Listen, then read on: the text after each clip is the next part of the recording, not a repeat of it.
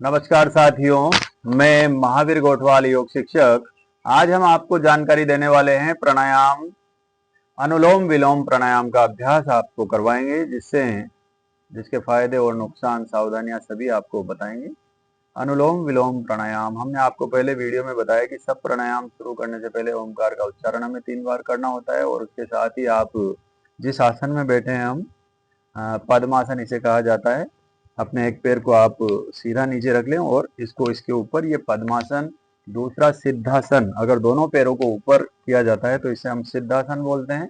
और अगर पैरों को मोड़ने में समस्या हो तो ये सुखासन, सुखासन, आलती पालती मारकर आप बैठ जाएं, इसे सुखासन बोलते हैं। जिस भी आसन में हम सुख पूर्वक बैठ सके अधिक देर तक, उस आसन में बैठकर हमें योग का अभ्यास करना है। तो आइए शुरुआत करते हैं आज हम अनुलोम विलोम प्राणायाम की। अनुलोम विलोम प्राणायाम वायु मुद्रा में किया जाता है। पहले हमने आपको बताया, फर्स्ट वाली उंगली को जब अंगूठे से मिलाते हैं तो इसे ध्यान मुद्रा कहा जाता है। आज हम आपको बताते हैं वायु मुद्रा। जिनको गैस्ट्रिक प्रॉब्लम है वो दिन में भी वायु मुद्रा बनाकर रख सकते हैं। फर्स्ट वाली उंगली को इस तरीके से आपको घुमाना है और यहाँ अंगूठे के पास लगाना है। ये घुमाया और यहाँ लगा दिया, इसे हम वायु मुद्रा बोलते हैं। तो वायु मुद्रा में इसका अभ्यास करना होता है।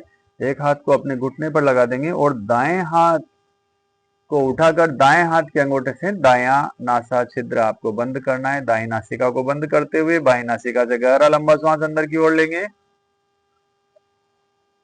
और बाएं नासिका को बंद करके दाएं नासिका से श्वास को बाहर की ओर छोड़ देंगे। फिर दाएं नासिका से वापस श्वास को अंदर की ओर लेते हुए दाएं नासिका को बंद कर देंगे और बाएं नासिका से श्वास को बाहर की ओर छोड़ देंगे। वापस बाएं नासिका से श्वास को अंदर लेते हुए, श्वासों की गति का विशेष ध्यान रखना है आपको। अनुलोम विलोम प्राणायाम के अभ्यास से 2 से 2.5 सेकंड में श्वास को अंदर की ओर लेना होता है और 2 से 2.5 सेकंड में श्वास को बाहर की ओर छोड़ना होता है। जिनको ब्लड प्रेशर की समस्या हो वो 3 सेकंड में श्वास ले सकते हैं और 3 सेकंड में श्वास छोड़ सकते हैं। जो स्वस्थ व्यक्ति हैं उनको भी मध्यम गति से करना है, क्योंकि ज्यादा फास्ट करते हैं बहुत सारे लोग, तो फास्ट करने से हमारा सर दर्द होने लगता है।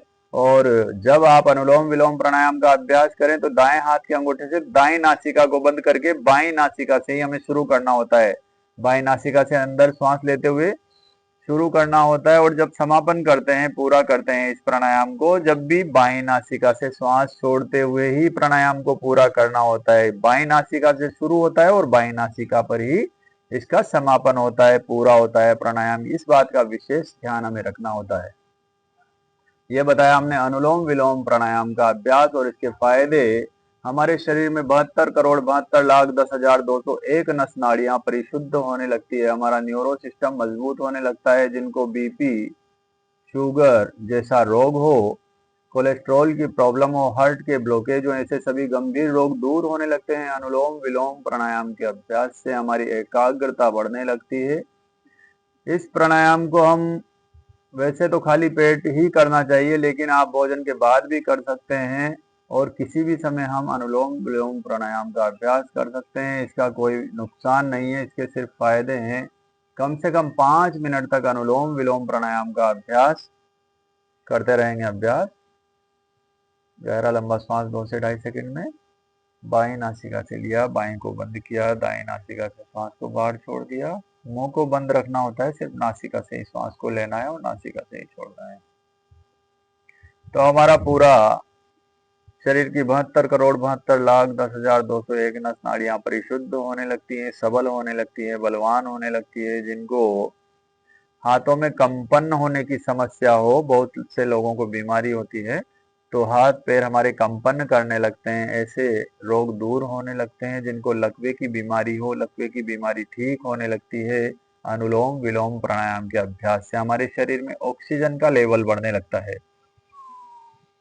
करते रहेंगे लगातार अनुलोम विलोम प्राणायाम, हमारे शरीर में ऑक्सीजन का लेवल बढ़ने लगता है, जिससे हमारे सेल वापस रीजनरेट होने लगते हैं और मानसिक शांति हमें मिलने लगती है, बहुत आध्यात्मिक फायदे हैं और बीमारियों को दूर करने के भी बहुत सारे लाभ हैं अनुलोम विलोम प्राणायाम के। हमारे शरीर में वात पित्त और कफ दोष कम होने लगते हैं।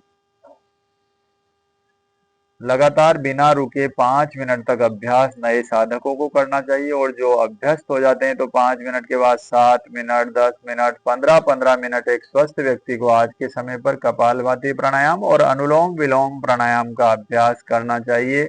जब भी हम किसी भी प्राणायाम का अभ्यास करें तो कमर को एकदम सीधा रखें, दृष्टि सामने की ओर।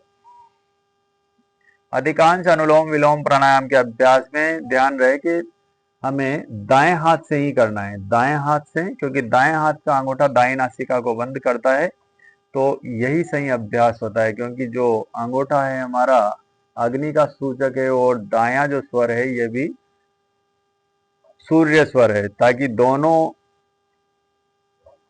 जब टच होते हैं तो हमारे शरीर में गर्मी और का बैलेंस रहने लगता है, शरीर का तापक्रम बैलेंस में आने लगता है अनुलोम विलोम प्राणायाम के अभ्यास से। लगातार करते रहें अनुलोम विलोम प्राणायाम।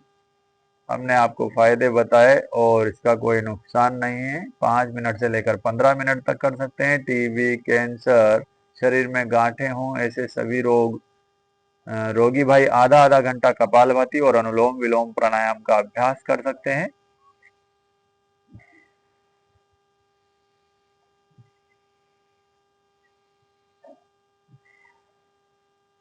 विश्राम। तो आज के लिए इतना ही।